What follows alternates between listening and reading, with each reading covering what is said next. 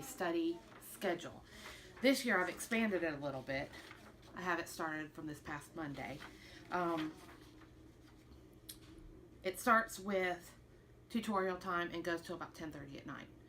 The reason why is because here you can put in where you're going to tutorial, any kind of homework you have to do or assignments you have to do for your classes over the next 2 weeks, because some classes you do.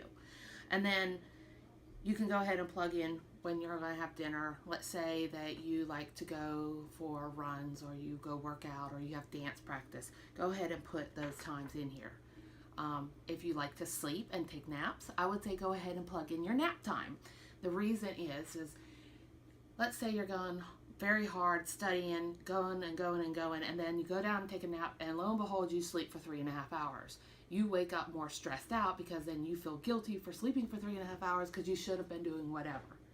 If you go ahead and plug it in, then you won't feel as guilty because you have made a plan. You can take that nap, wake up refreshed, and then go back to whatever it is that you're doing. Now, for around 8 o'clock, let's say this isn't a good time for you, move it to 9 o'clock. But starting here, you need to take about 15 to 20 minutes and review your information. What I suggest you do is take your subject material and then chunk it. This does not have anything to do with vomiting. This has to do with chunking the material that you've learned. I'm going to use biology as an example.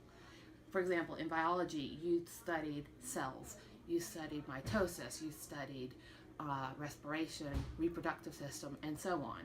For each theme that you studied, you have probably about 15 to 20 pages of notes.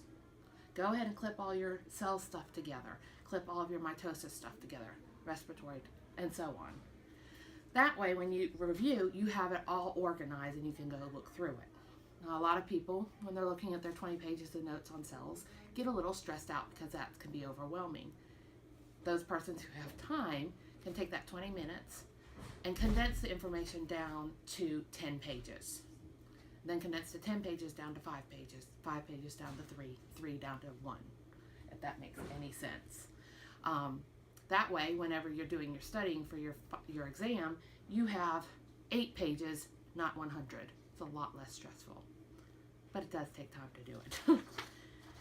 Also, by 10:30, 11 o'clock at night, you need to go to bed. After you've been studying or doing any kind of work for a while, your brain is pretty much mush. After you do your studying, you need to think about what it is that your brain's supposed to be doing when you go to bedtime. At bed, at night, one of the things your brain does is it sorts all the information that you have gone through. So whether or not you had an argument with your friend at lunchtime over fantasy football, whatever you learned in English, whatever you learned in math, your brain is thinking, okay, go over here, go over here, go over here. Well, if you have only 4 hours of sleep in a night, you end up with the fantasy football stuff in your science part of your brain. That's why when you sit down for a test and you think, oh, I know I should know this, but I don't remember, and you blank. So get at least 7 to 9 hours of sleep. 9 hours would be better.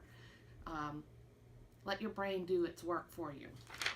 Now, on this side, this is actually starts the Friday before exams, because we have an alternative schedule.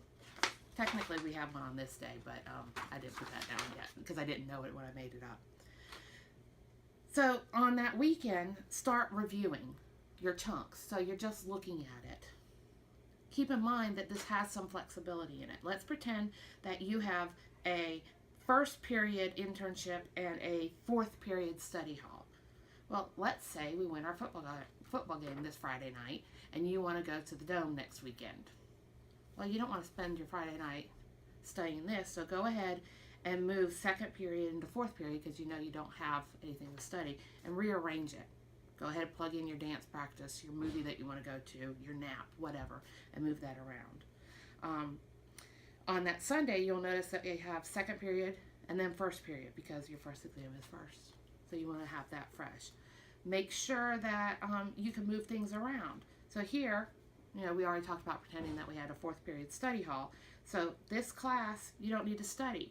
Well, let's say that you have plans because you have to babysit your little brother because your parents are going to some work Christmas party. We'll move third period up, then you have that night free. and so on and so forth.